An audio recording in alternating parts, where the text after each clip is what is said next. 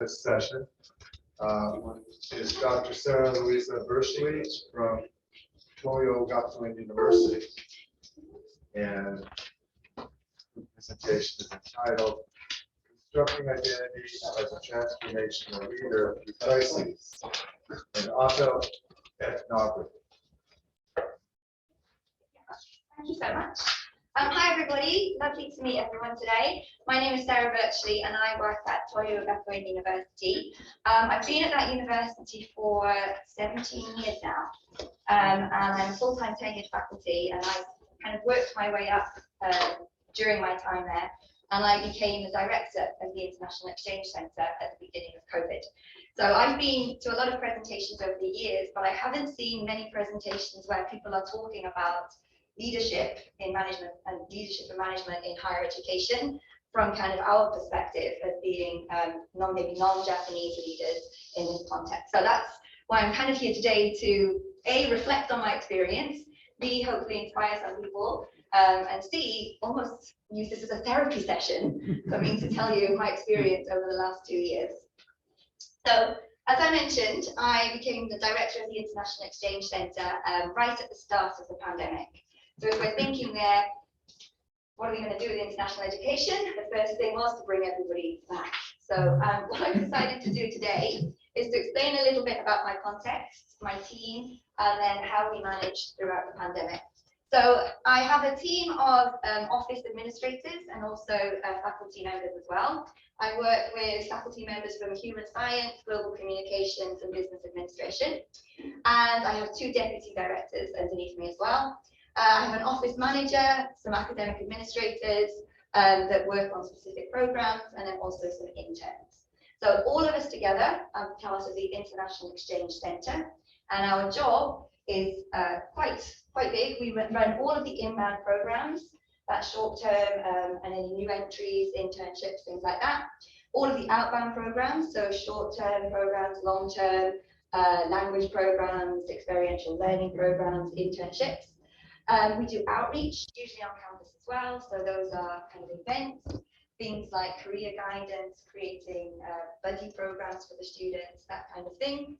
And then most of my job is actually management, so I do risk management for everything that we do, midterm and long-term planning to make sure that things are running within the university system, PDCA cycles, accreditation, budgeting, finance, all kinds of things like that. But then when pandemic hit, unfortunately, we lost our president during right at the beginning of the pandemic. So our university was pretty much rudderless. So a lot of us suddenly became part of the very senior management team of the university. So I was put in charge of all of the international oversight for COVID during the pandemic in terms of international travel and anything international. So it was a huge shock and a big learning experience. So that's what I'd like to kind of share today. So the research method that I've been using to explain all of this to you is autoethnography. I've never really done an autoethnography before. I've done a lot of ethnography, but I've not looked at kind of myself in very much detail. So in terms of the research methods, for those of you who might not be familiar, autoethnography is a self-focused type of research where the researcher, him or himself, is the subject and the object of the research. So what I was doing throughout the course of the last 2 years was taking a diary, taking field notes, keeping everything together so that I could analyze it as I was going along, but also kind of at the end as well. So it's a qualitative research method that utilizes data about yourself and about the context within which you're working. So it's all about collecting as much information as you can about your experience. So sometimes it's focused more on the research process itself, sometimes it's focused on culture, and sometimes it's more on yourself, kind of along this continuum. But this is the idea of where I'm coming from a research perspective, is that this is autoethnography. So of course there are some criticisms of this type of research. People are thinking that there are issues with ethics, or there might be accountability issues. There's also a lot of research on emotional vulnerability in this type of research. So, for example, people who are doing autoethnographies, maybe in difficult situations of domestic violence or something like that, they have to have quite a lot of counselling and go through kind of a lot of emotional vulnerability journeys For me, it was also quite emotionally vulnerable experience, which I'll explain a little bit more later. So where did I start? At the beginning, well, I was trying to think, what kind of leader am I? Yeah, how am I working? What do I think? Who am I? And the easiest way I did this was, first of all, by looking at the idea of leadership identity, and that's how and to what extent you see yourself as a leader. And at that point, I really didn't see myself as a leader. I saw myself as a good team player, somebody that got mucked in, did what I needed to do, but I didn't really see myself so much as a leader. So I kind of looked at a lot of the leadership identity literature before I started, trying to think that what I was reading, a lot of the literature I was reading at that time, focused on the followers' kind of impression of a leader, but not much was written about the leader's actual experience of being a leader themselves. So that's kind of a gap I wanted to fill in the literature, was looking at how does the leader, him or herself, feel about this experience of being a leader.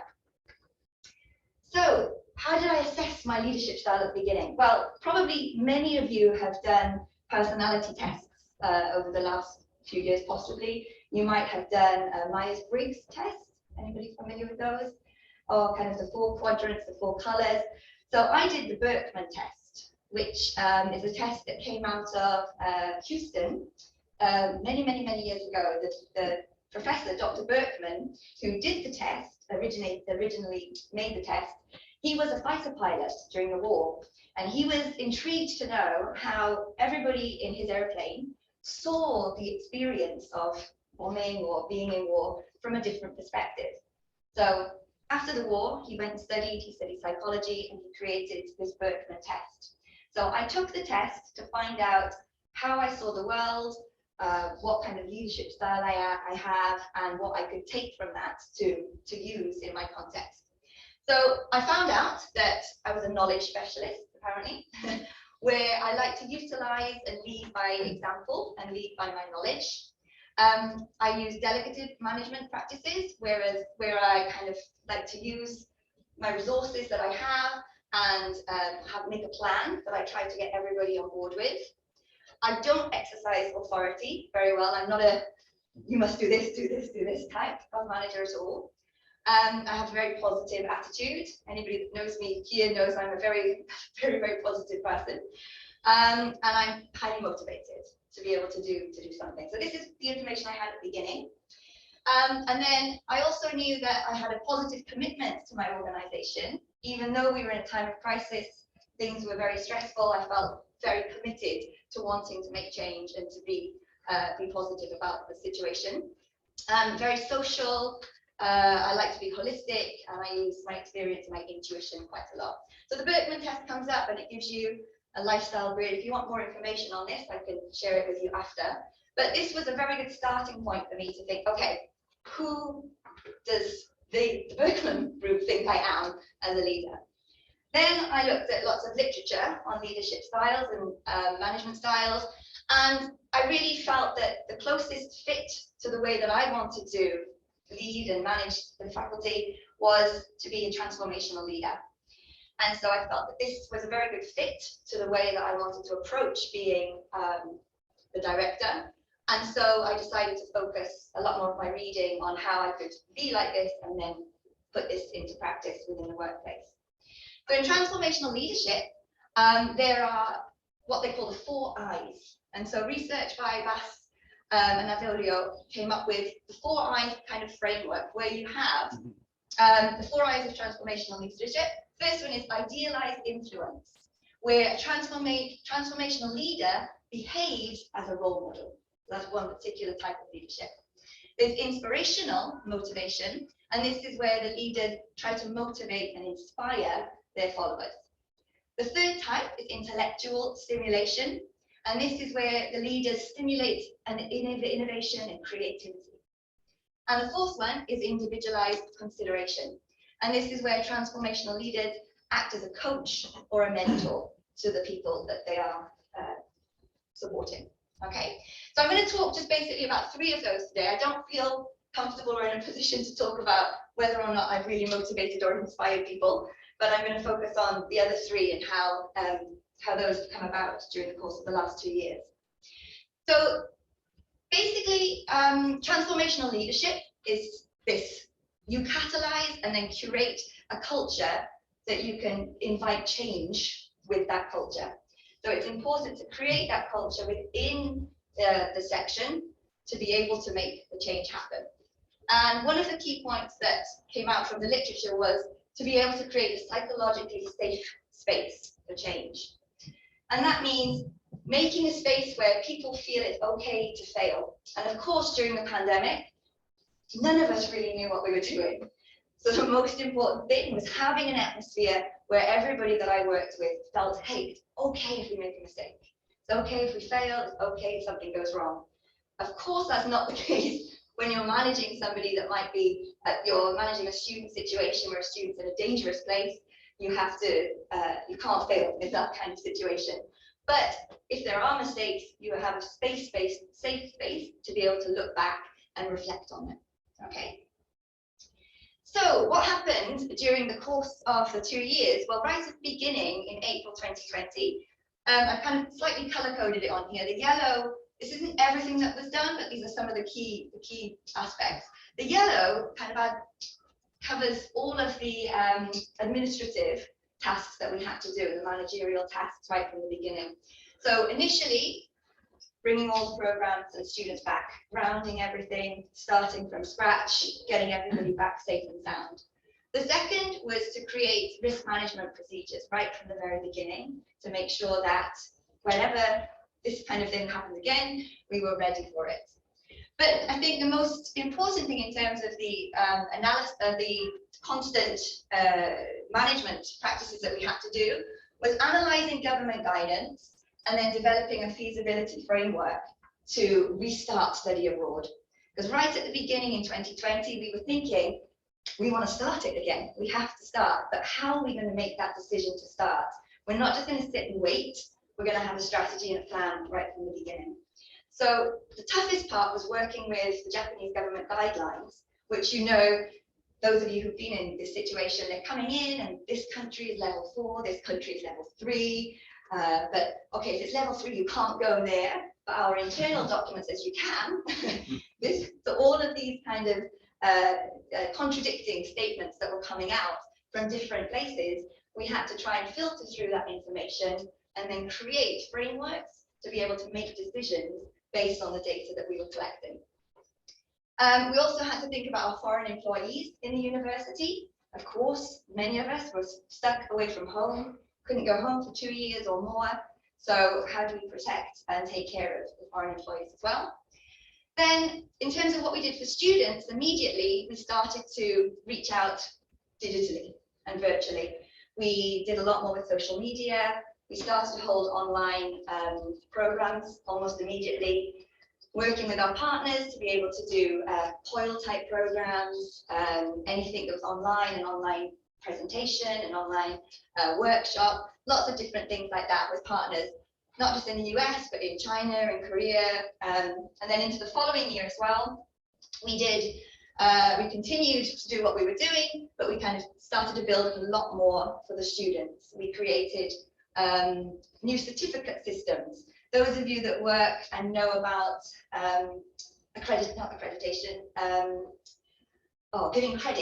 giving credits for programs, you know how long it takes to get credit approved at a university. Can take quite a long time, but we expedited things to be able to give credits to students who were studying online with partner universities.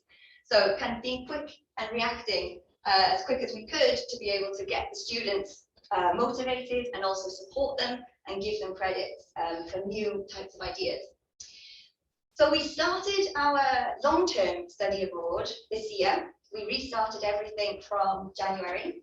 So we sent our first cohorts out then. But we made the decision to do that back in September and October. And part of the reason for that was that the university allowed me to travel abroad during the pandemic at that key point. And the idea was that if I went, I would be able to collect information, learn how to do processes, experience what it's really like, and then we could make it actually happen for the students. So I think that was one of the big turning points for us there, to be able to restart. And then now going into the start of this year, we've just made the decision to restart our short-term study abroad. So our students will be going to the United Kingdom in August this year. Fingers crossed. We're hoping. But again, we were able to make the decisions quite quickly, I think, because we had a strong team environment. So in terms of the key critical incidents, the first thing was closing all of the programs, but at the same time maintaining the relationships with our partners. We didn't want to just drop everything. So I sent personal emails to all of our partners. We kept those relationships going. We had Zooms. We had online nomifies, drinking partners with our international partners as well, just to keep that communication flow going. We switched to 100% online, of course, but that resulted in us also needing to have lots of faculty development and training, staff training. And then we needed to have kind of a speedy innovation strategy to be able to start to develop the online credits and build the COIL program that we built as well in the last year. And we thought about how to utilize campus space for international exchange, because of course we couldn't sit or stand close to each other. So looking at the I's, 3 of the I's, in terms of individualized consideration, we looked at 3 main things: coaching and mentoring. So I had individual coaching sessions with my team, mentoring them, helping them to find out what issues they had. Were they able to do things they wanted to do online? Were they able to feel comfortable in the working environment, especially those that were working at home with children, making sure that we were supporting them. You could bring your son, daughter, dog to the meetings with you. We had quite an open, safe space for people to be coached and mentored. So we had regular staff meetings with cameras on most of the time, and we did training. So point on the humour, we did have quite humorous meetings with regular staff meetings. We had a nice atmosphere. At the end of the meetings, we'd all have a little drink together if we wanted to, but it was a very kind of supportive and encouraging space. The second I, the idealized influence. As I mentioned before, I tried to make sure that I was seen as a role model for movement forward in terms of international travel. So I took the first trip overseas. And of course, to be able to do that, we needed the documentation, new forms, new ways, everything had to be developed from scratch. And then that experience allowed me to build orientations for the students that were, I think, quite comprehensive to help them prepare to travel during COVID. And then also my way of modeling my online behavior in the meetings was I hoped that it would be reflected back in the rest of the committee. I've got my camera on, if I'm relaxed, maybe other people will feel the same. So being able to get that kind of atmosphere together while we're working online together. And the final I, the intellectual stimulation, as I mentioned before, we had a lot of new programs that were created. And when we did the end of year reports for 2020, 2021, everyone said, whoa, we did all this. And it's the amount of things that we did in the course of the 2 years, which we probably wouldn't have done in a regular year. But we all had this kind of desire and motivation and to just get stuff done and let's do it. This mentality was really, really powerful in driving and pushing change. And we all know, working at Japanese universities, sometimes change is very slow, but we were able to really, fast pace it. And I think part of that was because we had no president. So, so I could say, let's do this, and nobody told me no. So that was one positive. But the other hand is that everyone felt kind of invested to make a change and to try and do things differently. So just a couple of points about the cultural side of it. I was reading a lot of literature about kind of being a non-Japanese manager in a Japanese context, and looking at intercultural leadership literature and things like that, and thinking about when we're all working overseas or in a country outside of our own, we have global work experiences. And this kind of diagram here shows we have obviously personal demands in our personal life. We're trying to work out our identity. We're trying to work out who we are as an employee, these kinds of things, who we are as a person. We have non-work private demands. So that could be things connected to our families. And then we also have our workplace demands. And we're constantly kind of juggling these three. And during the pandemic, we all struggled, really. We really struggled to balance and to look at it. And I was kind of feeling guilty. I was feeling stressed. I was feeling sad. I'm sure all of us were, right? We couldn't travel. You couldn't see your families. The demands in work were much bigger. But then I was reading research by Greenhouse and Powell, and they were saying, well, it's okay because your professional experiences and your personal experiences, if you put these together and you think about them as a pair, they can have positive, beneficial effects on your well-being. If you don't feel so guilty about one or the other, or you try to find connections between the two, it's going to make life easier. So my trip to the UK was helping the university because I was trying to push things forward, but also it was helping me and my mum, my family, that desperately wanted to see me. So there were very strong psychological benefits that came out of it. So I think when we're thinking about our work and our life balance or integration, however you want to think about it, it's worth thinking that you can sometimes merge the two so that you can have these positive, beneficial experiences.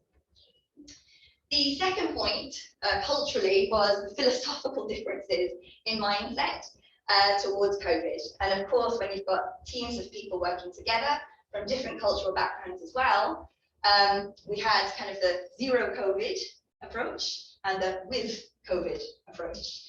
And so managing in the faculty meetings those kinds of discussions was quite tough because people are very passionate, very emotional about it as well. So trying to kind of get the balance and listen to everybody's opinion and then come up with, this is what we're going to do next, was extremely challenging. That was probably the hardest thing.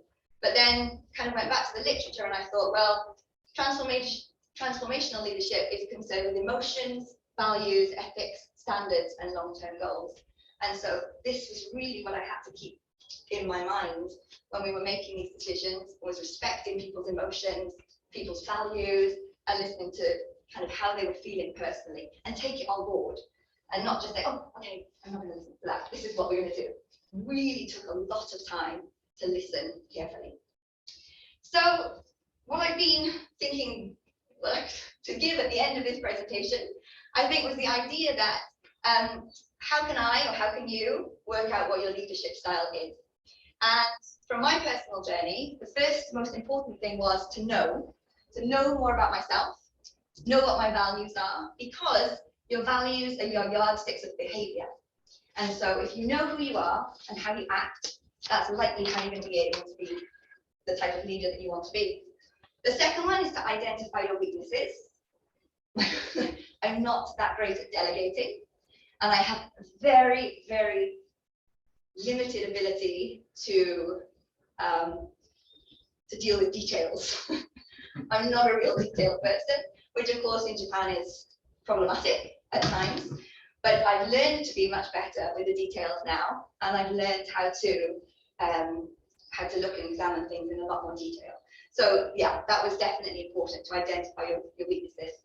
The third one was to constantly ask for feedback. So I was constantly asking my staff, what's going on? Am I doing okay? How are we doing? What can we do to improve the situation? So constantly being in this kind of feedback loop. Assessing my ability to delegate, assessing whether I was doing what I was doing was right or wrong, and then finally observing other leaders around me. This was more difficult because we didn't really have anybody, as I mentioned about the president situation. So it was really kind of the blind leading the blind in quite a lot of the situations that we came across. But I would look outside to other people that I could get inspiration from to think about the leadership.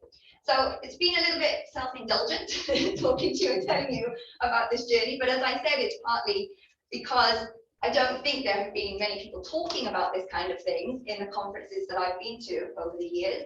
And I wish maybe before I'd taken this position that I'd listened to somebody talk about these kinds of things, because I might have been able to learn a bit more. And then secondly, that it's very helpful as a person to respond, relay, explain your situation so that you can reflect on it and learn from it after. And hopefully you might have some comments or some feedback to help me improve for the next 2 years where I'm in this role. And hopefully it's only another 2 years. And then after that, I should be back into regular duties again. But thank you very much. The only thing I want to leave you with is the only way you can truly understand the type of leader you are, and particularly in a crisis, is to assess your personality, be vulnerable and open, and to reflect. So thank you very much.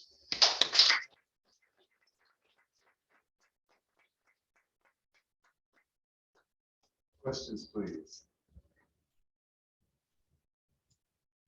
Just have a comment. So looking at the schedule beforehand, I wasn't really sure how tuned in I would be for this particular presentation, to be honest. But then I realized that just as classroom teachers, we're leaders in that environment, and certainly can sometimes serve as role models or inspire or motivate, all of these things. So Yeah. Thanks for giving a good presentation, waking me up. Thank you.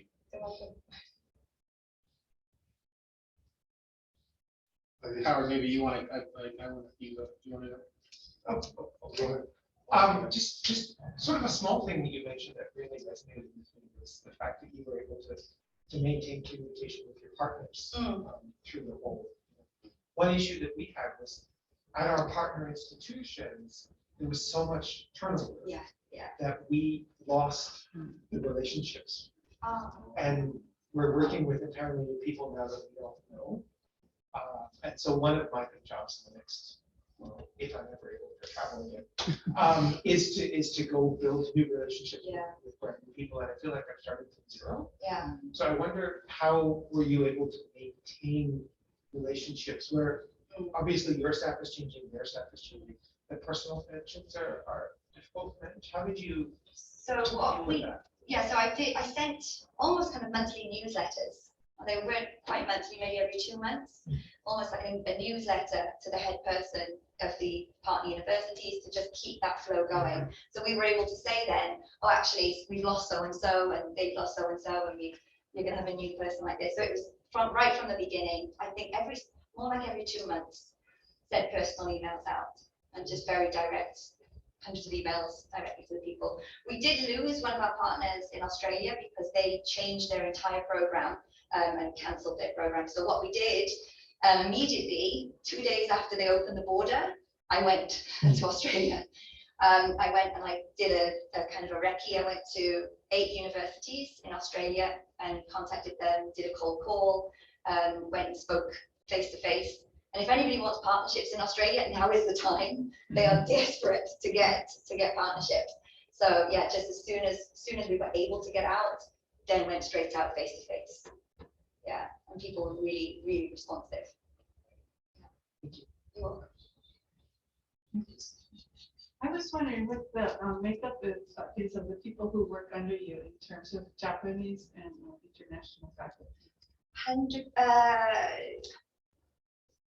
98% Japanese, 1 Chinese, 1 American. But predominantly Japanese. Can you mention a little bit about the gendered aspect of leadership in this particular context? Because as a reminder, it will take Japan 250 years, according to the World Economic Forum, to achieve gender equity. And curious as to how your perspective on that intersection with your leadership practice. So within the International Exchange Center, we are heavily female in terms of the gender makeup of the actual center.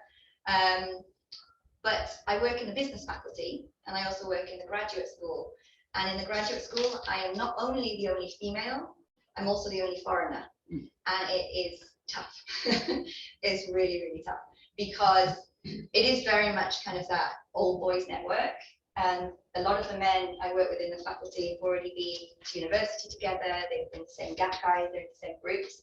So it takes a lot of being there at the table. I don't have children. I'm not married. So I'm in a position in some respects where I can act like the man. Unfortunately, sometimes, and you have to go out to drink with them. I stay late in meetings. And so unfortunately, I have to do those things. to feel like I can fit in, which is not right. So what we try to do in the center is making it more of a female-friendly environment. Like I mentioned before about, my staff can go home earlier, they can have their kids if there's a Zoom or something, if they can't find childcare. I do a lot of things to try to push that. And then it might not be directly in the faculty graduate school meetings, but people are hearing about, oh, Sarah's doing this in the International Exchange Centre, maybe we could do it in this part of the university too, or maybe we can do it here. So I feel if I just start to sprinkle some seeds of change, things might be different later on. I thought I might have had another female faculty in the graduate school this year, but we didn't get anyone. So hopefully next year there might be somebody, but it's the presence. And the problem is that particularly at the graduate school, there are gaps in research, right? When women take time and they're not on the tenure track and they have children, and then they're not being kind of equally able to enter the same workspaces as the men, and that's really not taken into account in Japan. Like I know in America you can stop the tenure clock and things like that to be able to get tenure, but that doesn't exist here. So it's got to come, those changes have got to come to make us have more female leaders. Yeah. So I love your perspective or your phrasing of seeds of change, right? So you gotta keep planting it. You've got to. Yeah, You've from the got margins and from the center. Yeah, you've got to. And I had the first face-to-face with the new president last week, and it was the first thing I said, did you know I'm the only female in the talkie guy? He's like, oh, yeah. So it's got to change. It's really got to change. But again, I can only say that because I've been at my university 17 years. And it's like constantly, year after year after year, trying to push that agenda. But we've all got to do something, right? We've all got to try to make that change. Thank you. Yeah, you're welcome. Just a quick carry on from what you were talking about. We still got time. Yes, we do. Fantastic, really interesting presentation.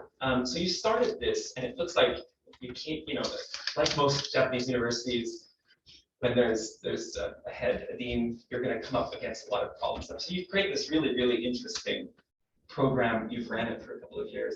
You mentioned that it's going to be ending in a couple more years.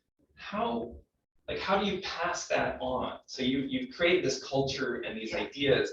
How do you keep that going into the future? Because it sounds like something that could be really beneficial for the university itself and other universities and faculties, like you mentioned. So how do you keep it? So we have a structure where I have 2 deputy directors, and these people, one of them, I'm sure will become the next director. And so working super closely with them and making them also feel part of this change and this process will ensure, hopefully, that there's longitudinal change because they're all on the same page and we're kind of working on a lot of things together. So it's the kind of the balance within the organizational structure is that if you've got this great committee and you can have deputies that will kind of come up. If either of those 2 leave, not 100% sure, but hopefully somebody else from this group would become, and if we've managed to create this feeding, it'll be able to move on to the next group. Is there any efforts to influence other faculties using the same sort of ideas or any plans in the works? Or I think, well, at our university, we all rotate, usually every 2 years. So if I can go to a different place, if I can go to student affairs or I go to career center, might be able to do similar things there. And we have, like I mentioned, the Hyogikai, where we share everything that's been going on in our centers. And hopefully people are picking up ideas as we're talking through in those kinds of meetings so they can permeate further. Or I just become president and then change it all. great.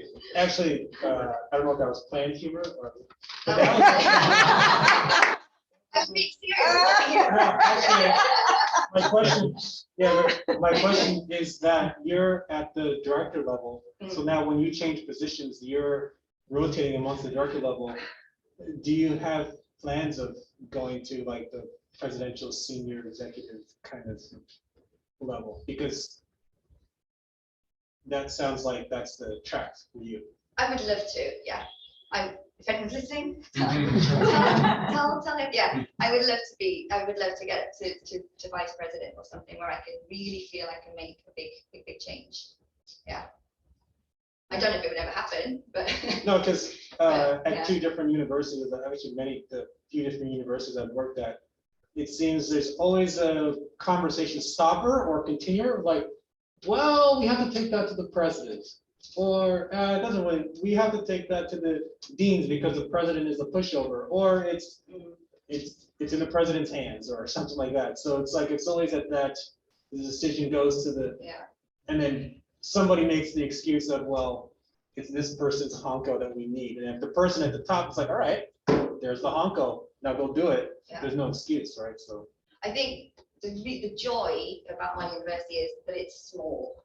It's small, private, and it's very dynamic and flexible. So we're not massively highly ranked, but we do a good solid job, I think. And because it's small, there's a lot more opportunity to be able to do things and be in different positions quite quicker, maybe compared to bigger, larger, more established universities. Yeah. So hopefully there'll be less hankers necessary. Well, on that note, we should probably end so that the next, we can all move on to the next one. Thank you very much.